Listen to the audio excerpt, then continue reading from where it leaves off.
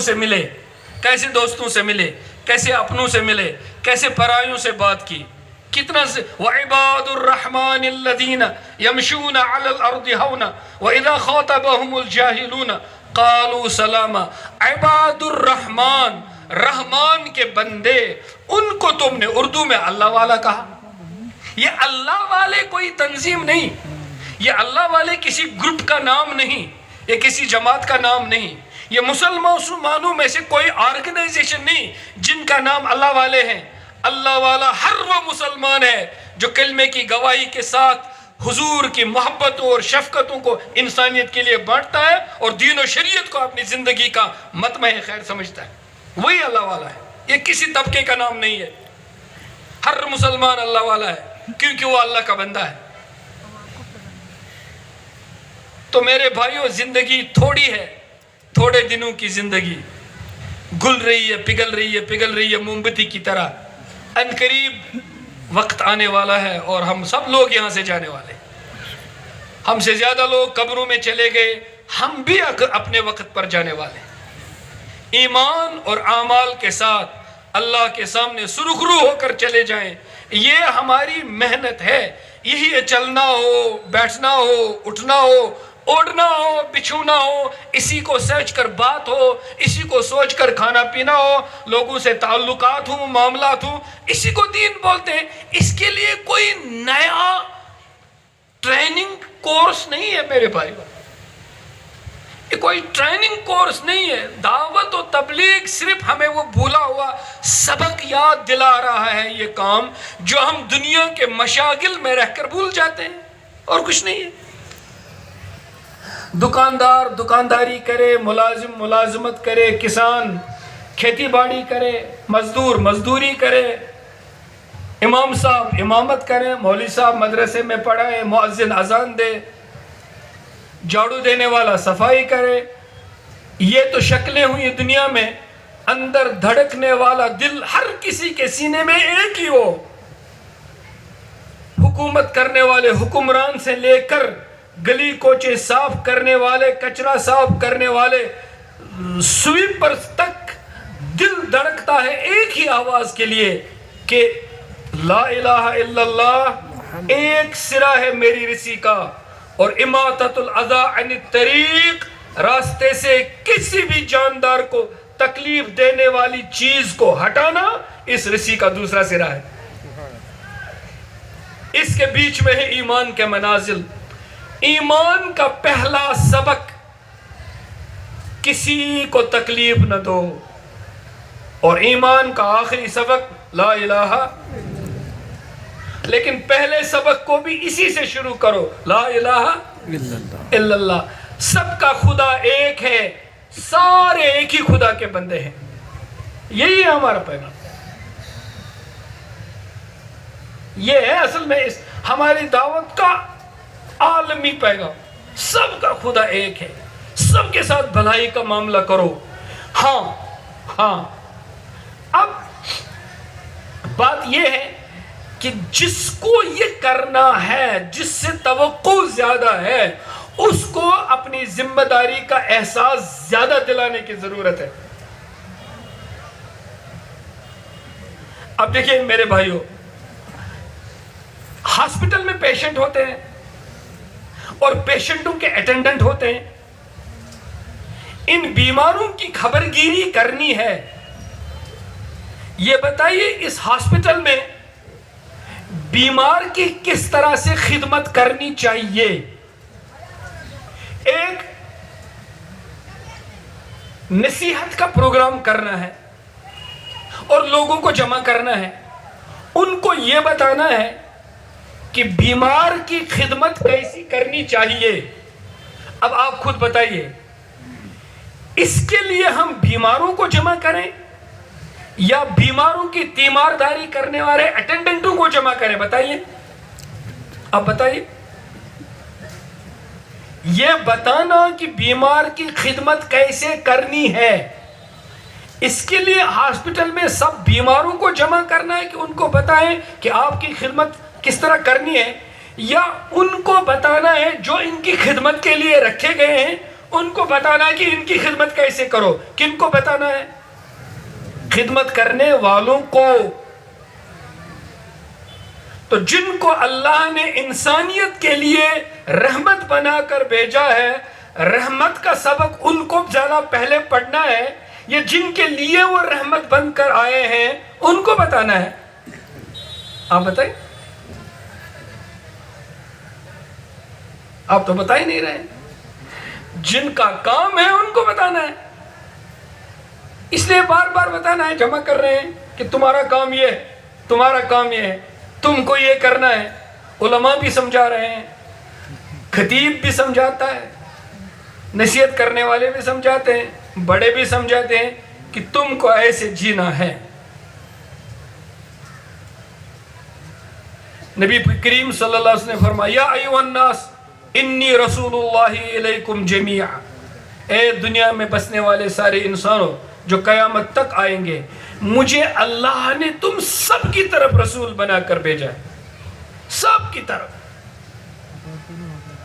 تو اللہ کے رسول کا دل سب کے لیے دھڑکتا رہا، سب کے لیے تڑپتا رہا.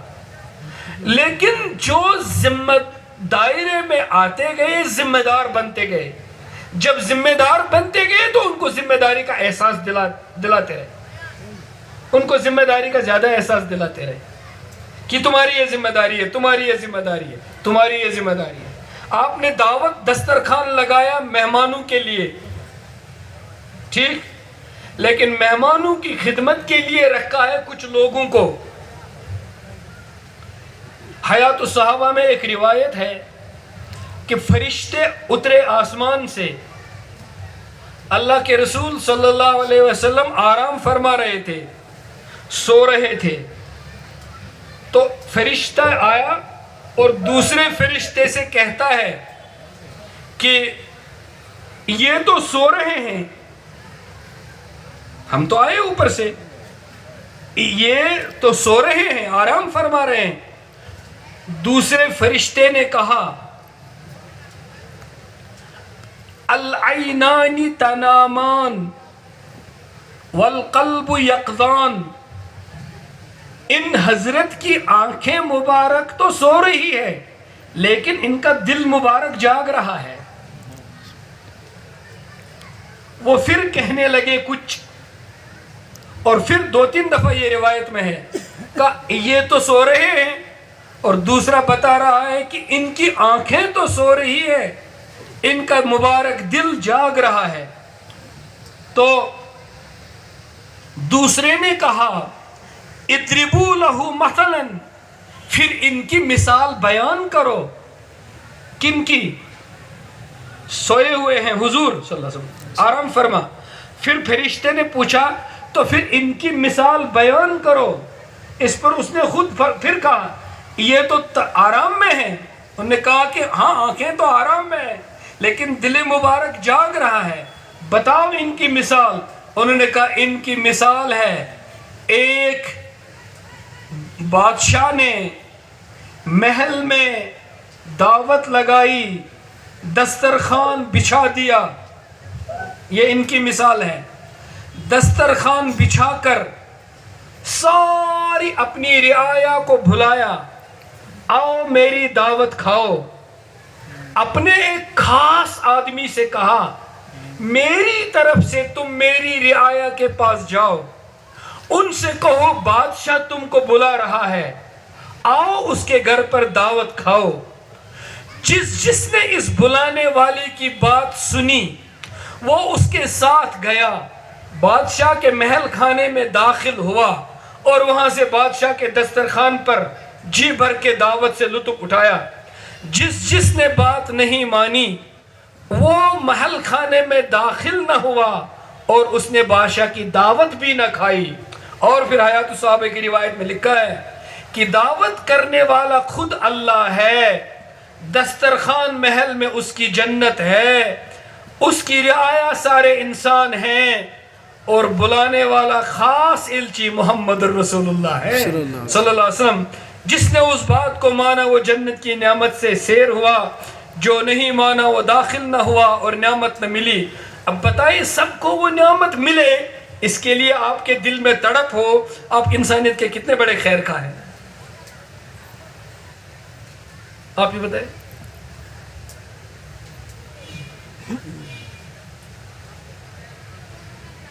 دعوت کے کام میں لگنے والے کئی دوست ہم نے دیکھے جو بغیر کسی مذہبی رعایت کے، وہ نہ بولتے لیکن بعد میں کسی وجہ سے بولنا پڑا. کئی، ایک نہیں کئی زیادہ، مجھے یاد نہیں تعداد، جو اپنے پڑوسیوں کی، جو ان کے مذہب کے حیثیت سے بھی پڑوسی نہیں تھے، چھپ چھپ کر ان کی ایسی خدمت کرتے رہے کہ ان کی بیماری میں، ان کی غربت میں، ان کی بچے کی پڑھائی میں مدد کرتے رہے.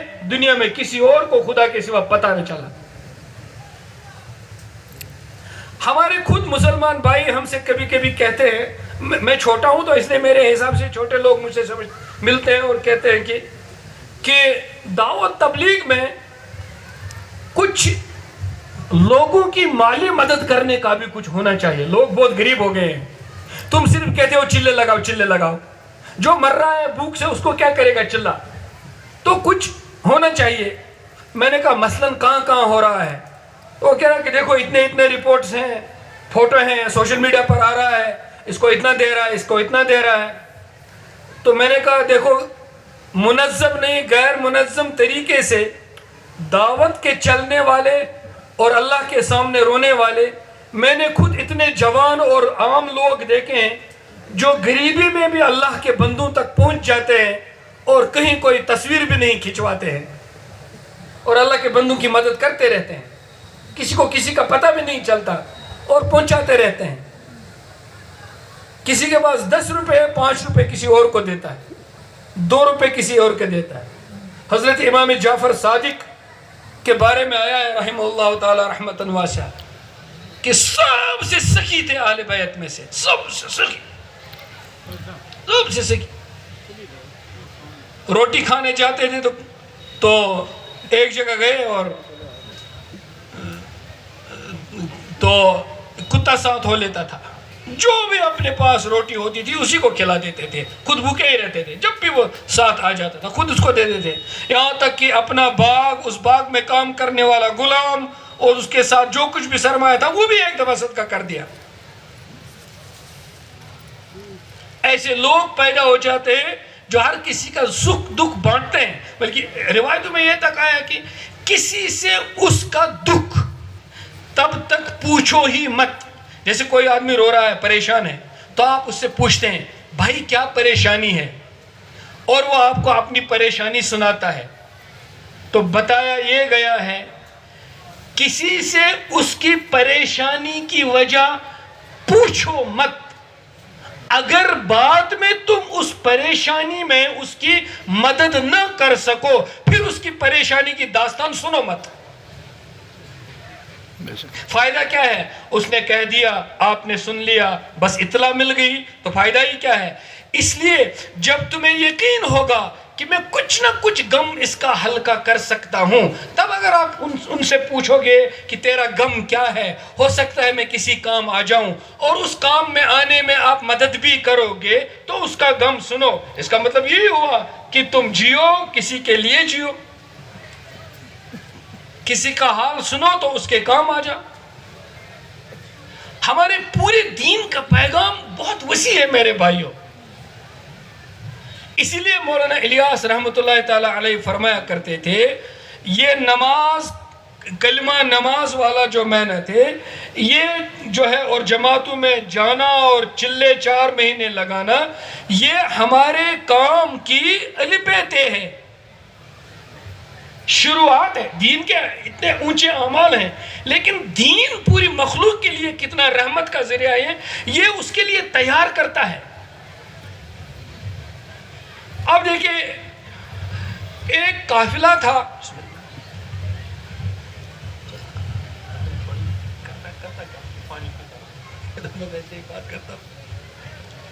ایک قافلہ نکلا، اس نے سمجھا حضور مدینہ تشریف لائے، اب ہماری خیر نہیں، ہم نے دشمنی کی ہے، بات نہیں مانی ہے، تو وہ بھاگے. ایک جگہ پوچھے، اس نام کا نام ہرہ ہے، مقام ہرہ. وہاں تک دوڑتے ہوئے بھاگے. اس میں سے ایک آدمی کو اپنی عورت نے روکا, بہن نے روکا. حیات الصحابہ میں ایک روایت میں لکھا ہے, متن میں پھوفی نے روکا, پھوفی نے. لیکن مولانا الیاس بارہ بنکمی نے حاشیے میں لکھا ہے, جو ان کی طرف سے حیات الصحابہ چھپی ہے پہلی جلد میں, متن میں لکھا ہے پھوفی نے روکا حضرت عدی بن حاتم کو, اس کے قافلے کو. لیکن حاشیے میں حضرت نے لکھا ہے والأصح انہا کانت اختہ, کہ درست بات یہ ہے کہ وہ پھوفی نہیں, ان کی بہن تھی, کہ بہن نے روکا. تو بہن نے کہا تم بھاگ کیوں رہے ہو؟ میں حضرت محمد سے مل کر آئی ہوں جو قافلے میں ہوئی تھی گرفتار, تم واپس آ جاؤ, مجھے امید ہے وہاں تمہارے لیے خیر ہوگی. وہ واپس آئے اور پہنچے دربار میں, حضور نے اٹھ کر استقبال کیا. اس روایت میں یہ نہیں لکھا ہے, میں نے دوسری جگہ پڑھا ہے, حضور نے اپنی ردائے مبارک پھیلا کر حضرت عدی سے کہا اس کے اوپر سے آ جاؤ. اس نے اس کو یوں یوں یوں یوں مروڑا, لپیٹا اور اپنے سر پہ رکھا, کہا نہیں اس کے اوپر سے چلنے والی چیز نہیں. وہ آیا اور سامنے بیٹھے, سردار تھا تو بیٹھا اور باتیں سنی, اور پھر حضور صلی اللہ علیہ وسلم سے کہا کہ آپ کا دین جب آئے گا مدینے میں, مکے میں, عرب میں, جزیرت العرب میں, تو ہوگا کیا؟ یہ تو طے ہی ہے کہ اذانیں ہوں گی,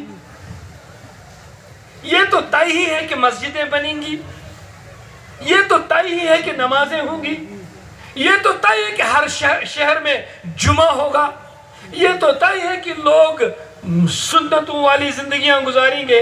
لیکن آپ نے حضرت عدی کے سوال کو بانپ کر کہا عدی تمہیں پتا ہے کیا ہوگا؟ ایک ہی بات کہی, سارا دین تو پتا نہ تھا. کہا یہ ہوگا کہ مقام صنعاء سے, صنعاء یمن کی طرف ہے, یمن مکہ یہاں, یہ قبلہ ہے, یہ مکہ, ٹھیک, مکہ, وہ مدینہ ادھر, ادھر یمن, صنعاء ادھر نیچے صنعاء. کہا صنعاء سے ایک بیچ میں حضرت حاتم کا قبیلہ طائع آتا ہے بیچ میں, کہا صنعاء سے نکلے گی ایک دوشیزہ کنواری انمیریڈ لڑکی, صنعاء سے نکلے گی زیور پہنے ہوئے, یعنی حسن کو زیور دوبالا کرتا ہوگا, وہاں سے نکلے گی, اکیلے آئے گی, اللہ کے گھر کا طواف کرے گی. اکیلے, اکیلے کب کہا اکیلے, کب فرمایا؟ جب قافلے لٹتے تھے, جب پہلوان جیسے جوان پٹتے تھے سفر میں, جن کو اپنی جان بچانے کے لیے قافلے کے ساتھ چلنا مجبوری تھی, اس وقت فرمایا آپ نے کہ صنعاء سے عورت نکلے گی, اکیلے آئے گی, اور ڈاکوؤں کے مزے کی چیز زیور بھی پہن کے آئے گی, پھر مکہ آئے گی, طواف کرے گی. تو حضرت عدم چونک اٹھے, ہاں آپ یہ کہہ رہے ہیں میرے قبیلے کے ڈاکو مر گئے ہوں گے, بیچ میں تو میرا قبیلہ آتا ہے, وہ ڈاکو مر گئے ہوں گے؟